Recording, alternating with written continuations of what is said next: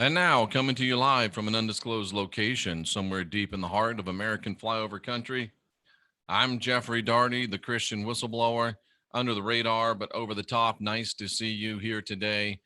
Not a real nice subject, but a subject that has to be addressed, a subject that has to be made known. Part two, ladies and gentlemen, of our series on the darkest secret, ritual, child abuse, and I think we'll see sacrifice in the Roman Catholic and Roman Protestant churches. It's not just an aberration, ladies and gentlemen.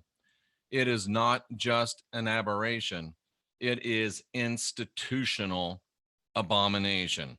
It's part and parcel of Christianity as much as the Eucharist and the communion is child ritual, child abuse, and sacrifice.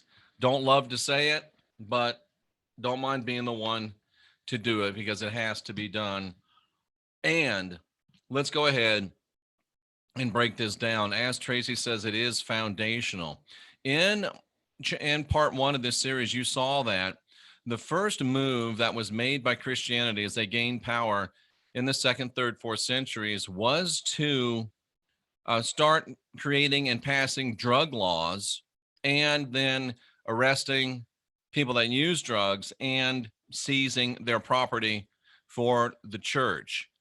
Pagan worship, pagan just means non-Christian. Pagan worship many times consisted of going into the temples in a ritual called fumigation, breathing in the sacred substances, which would allow you or facilitate you to communicate with the gods. Now, maybe you don't like that. Maybe you do. If you listened last night to the Consequential Rapscallions with special guest Rocky Stucci, Rocky has made a great study of plants, and he believes that plants can be helpful in opening vistas of spirituality. Me, I'm not so much into all that, but I do find myself increasingly open to the possibility of such a thing for advanced practitioners and seekers. What I feel about it is irrelevant because in worship all the way up until the Christian era, sacramental plants and sacramental substances were part and parcel of worship. It's just the way it was. Ladies and gentlemen, those statues weren't there to look at and to worship. Those statues would actually speak to those people, given the right spiritual circumstances and the right circumstances with their sacramental plants. And just like that, mention the name Rocky Stucci, and he shows up. Shut up. There he is, Rocky Stucci in the chat room. We had Rocky on the Consequential Rapscallions last night, and we also were happy to have myself go on to Rocky's show last night. The situation with Rocky Stucci, a good time was had by all. Now, shortly after, they went after the drugs and passed drug laws and arrested people for religious sacramental drug usage. And let me just make this clear. Don't anyone think that I'm advocating recreational drug use, because I'm not. I don't like recreational drug users. I have chosen not to hang out with recreational drug users. It's not my deal. I don't do it, and I won't do it. And I'm pretty firm in that stance. I've talked to a lot of shaman that talk about some of the more common recreational drugs and how easy they are to get us into bad spiritual places. So I am not an advocate of recreational drug usage, be it weed or anything else. I'm also not against the medicinal uses of weed in lieu of pharmacological poisons. So there is where I stand on that. Not that it matters, but some of you were going to ask, so now you know. I am opening my mind somewhat to the possibility of using plants as teaching aids in seeking spiritually in the advanced levels. We'll see where that comes out.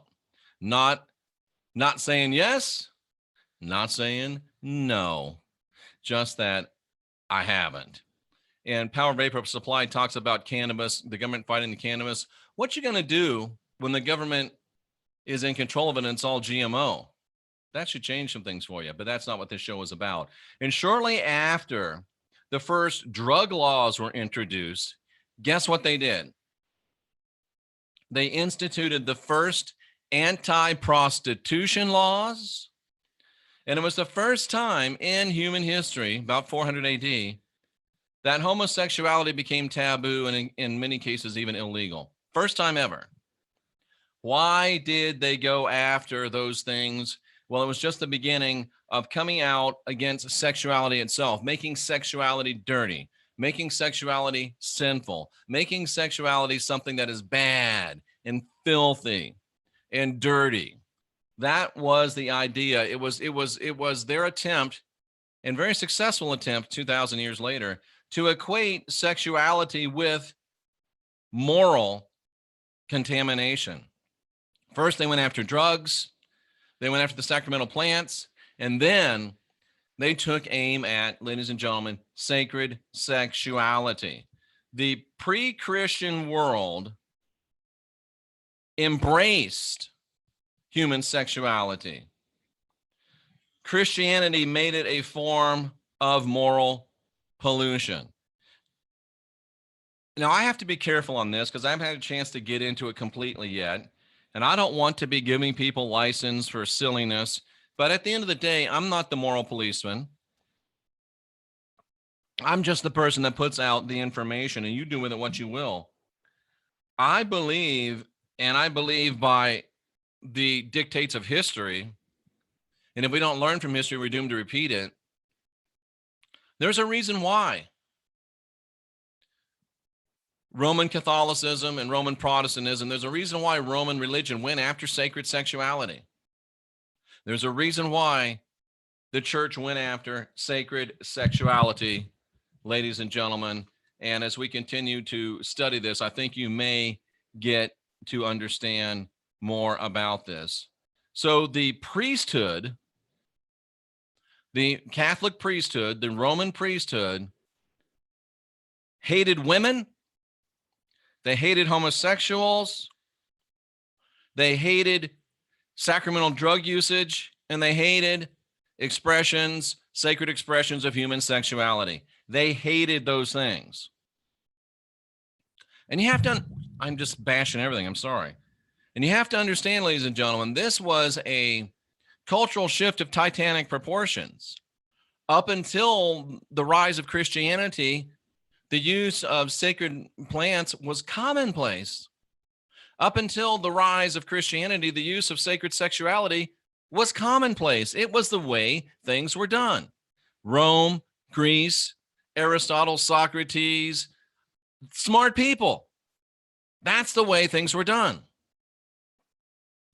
In Greco-Roman world, human sexuality was the highest expression of good.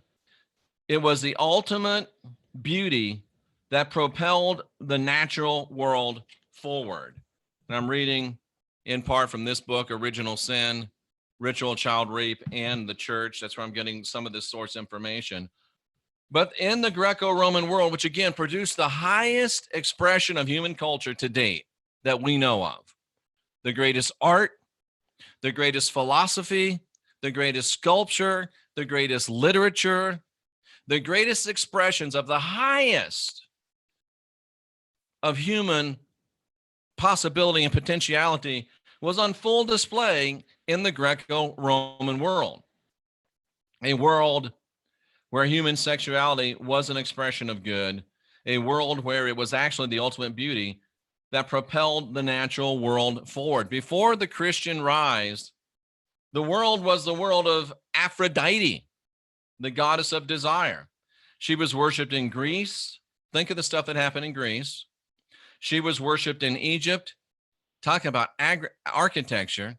She was worshipped in Phoenicia. Talk about trade and math and naval navigation. She was known as Venus, as Astarte, as Isis, as Ishtar, and she was worshipped in part by and via sacred sexuality. This produced the highest expression of human culture to date. That really can't be argued. That really can't be questioned. And think of what it produced. It produced a society of people that were so full of self-confidence and so full of self-responsibility and so focused on going and growing that they created the greatest expressions of art and literature and culture and politics and astronomy and navigation. These people, enlightened by a system that wasn't run by a top-down bureaucratic god of hate, god of revenge, god of blood,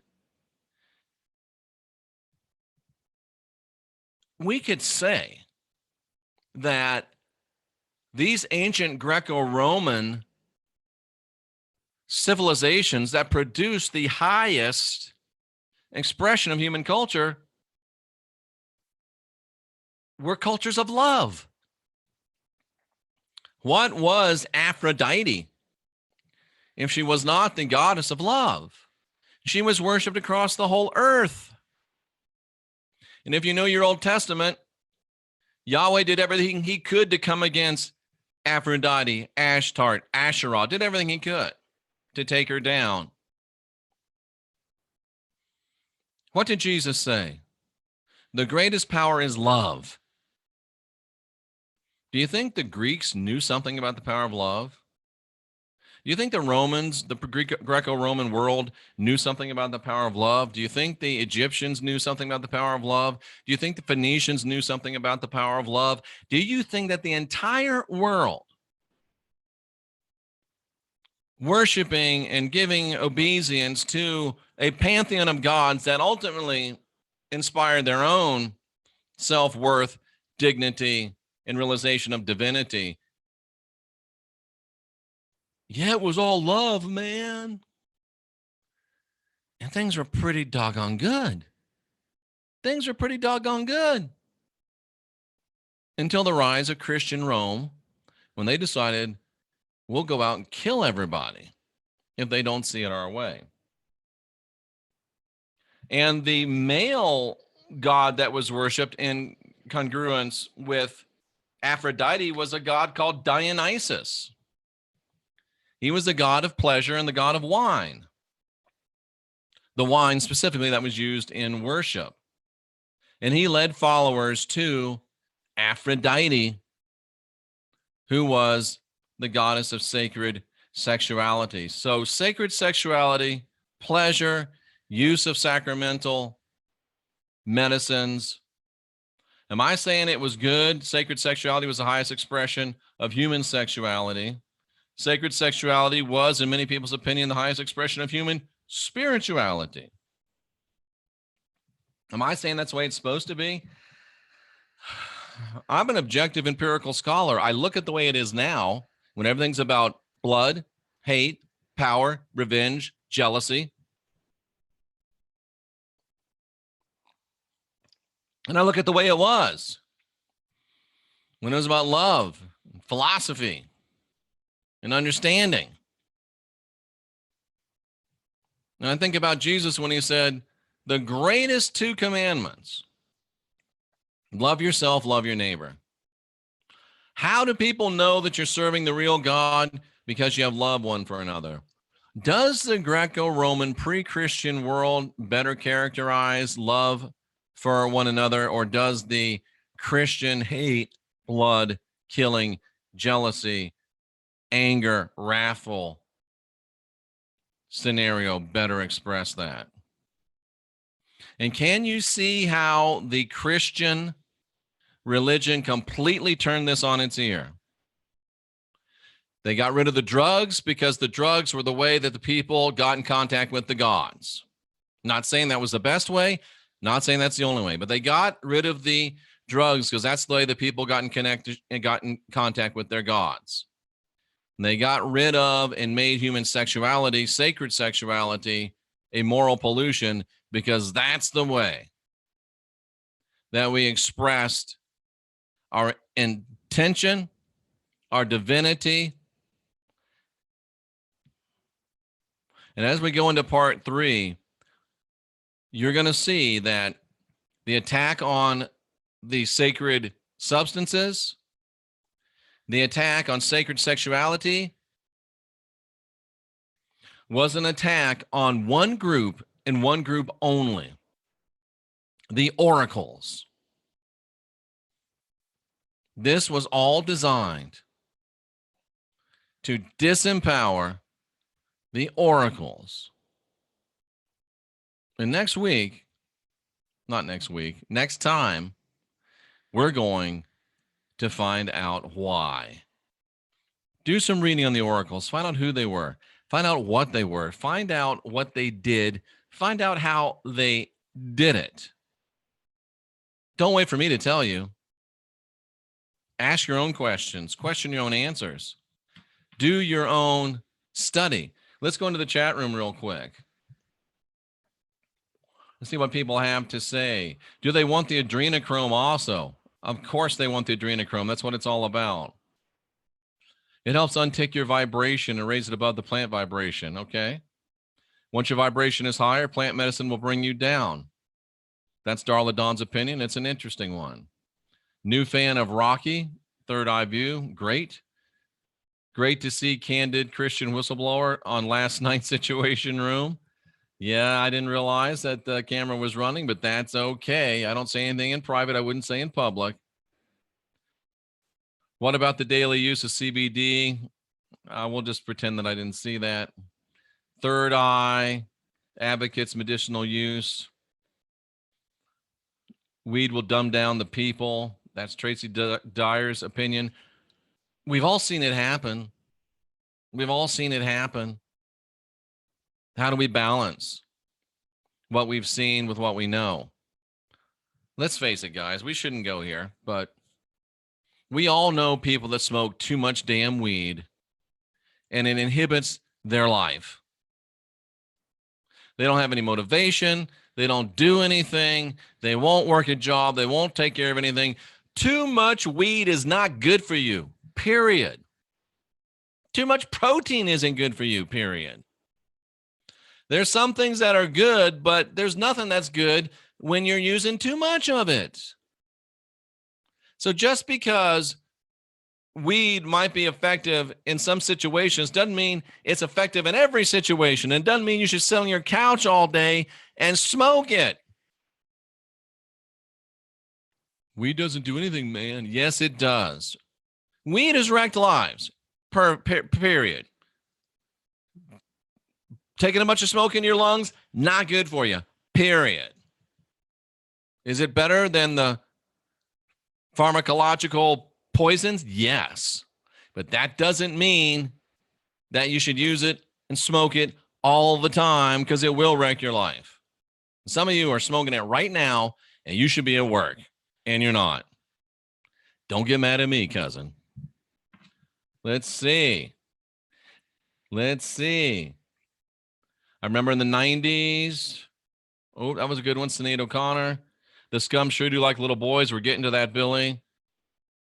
Adding GMO chemicals to weed. Serving a jealous off-planet God that produced no life will produce any life behavior. Yes, it does, Mod Wiz. 100%. 100%. Hypocrisy is the best way to get power. It sure seems to work. The original Star Trek went back to the Greco-Roman times a lot. They did. Let's see. There's a group of people. Love, love, love. I like it. All the world needs now is love. Love's not an emotional sense, but recognizing and respecting the divinity in everyone. Boom. Absolutely. Absolutely. All else comes second after the 2 golden rules. Love yourself, love your neighbor. I agree with worldwide. Sickening, this crazy system they've implemented. Yep.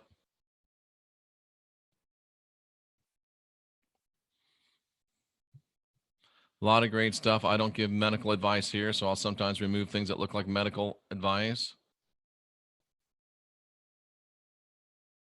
It's not what goes into your mouth. It's what comes out of your heart that defiles you. Well, yes and no. You have to read all of that, though. You have to take everything in context. With the mouth, the inward man speaks. In your tongue are the power of life and death. And if you keep putting garbage into you, sooner or later it's going to come out of you as well. Balance, context. You're not supposed to eat it.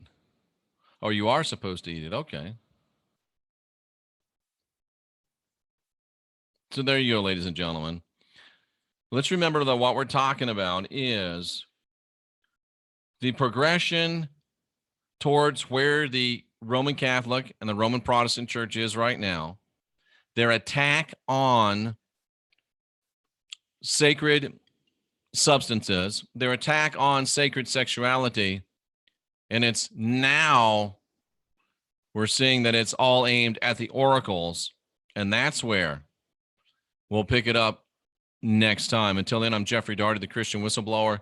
Some really good stuff coming up today here on the channel. Going to talk about the voice and light messages.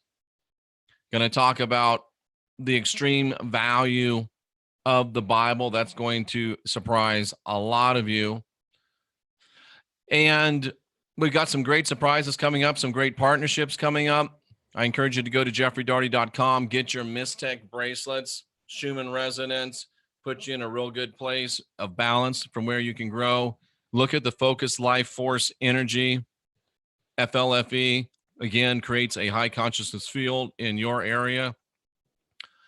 They don't make you more spiritual, but they help you put everything in your favor towards building a better spiritual you. Until then, I'm Jeffrey Daugherty, the Christian Whistleblower, encouraging you to guide your own spirit, master your own ascension, be your own guru. Look up the oracles, see who they are, what they did. We're the last generation of real humans. We're the next generation of new gods. Let's ask questions. Let's question answers. And let's unindoctrinate ourselves.